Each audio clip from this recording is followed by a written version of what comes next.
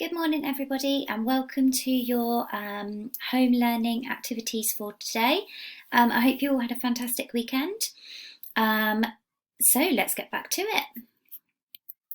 So activity number 1 today, I want you to watch my baking bread lesson. So I had some fun over the past few days trying to bake my own bread rolls, just like the Little Red Hen did. So unfortunately, I couldn't grow my own wheat, so I had to use wheat flour that I bought from the supermarket. But hopefully it helps you to see what the process is that you have to go through to make your own bread, just like the Little Red Hen did in the story that we've been learning about. So I want you to watch the video that I've recorded of me baking my own bread rolls. You can find the link for this in the Teams assignment.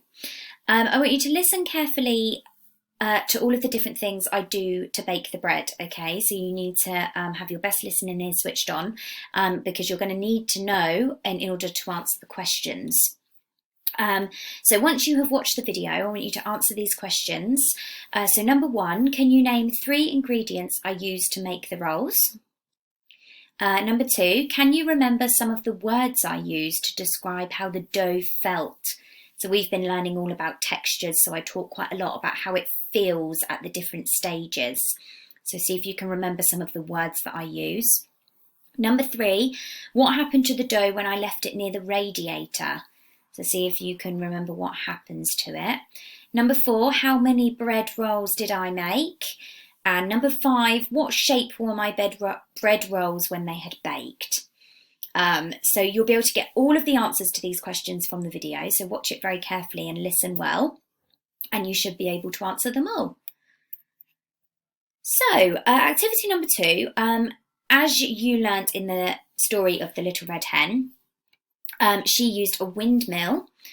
So what I want you to do today is make a windmill like the one in the story. So you can use lots of different junk muddling materials like boxes, tubs, bottles, cardboard tubes, anything that you have at home. Talk about the colours and shapes that you've used to make your windmill. If you're unsure of what a windmill looks like, then you might need to have a look at some pictures on the internet, or you can go back to the story of the Little Red Hen and have a look at the windmill in the story. I have put some examples of some windmills that some other children have made here. It doesn't have to be complicated at all. It can be very simple, but I want you to be very creative with how you decide to make your windmill today. Activity number 3 is an I Spy and Count to 10 game. So again, it is Little Red Hen themed. This is the last day that we're going to be learning about the Little Red Hens. This is your final activity for this story. So I want you to complete the I Spy and Count game. So look at the attached sheets that I've put onto the Teams assignment. If you can't print them off, it's okay because you can just look at the I Spy sheet on the screen. You'll need to find and count all of the different characters and objects from the story. So you can use the attached checklist to record how many of each you find, or you can make your own checklist if you don't have a printer. So that's quite easy. You can just get your grown-up to write all of the different characters and objects on a sheet, and you can write how many you found on the picture. So you need to have a very, very close look and see if you can count. So for example, I think the first one is a dog. So you need to have a look in the picture and see how many dogs you can see. So it's an I Spy, so you're going to see how many you can spy in the picture. So that's your final activity for today. Tomorrow we're going to be moving on to a different part of our topic. So this is the last day that we're going to be learning about the Little Red Hen. So I hope you enjoy it. And tomorrow we're going to be moving on to growing up.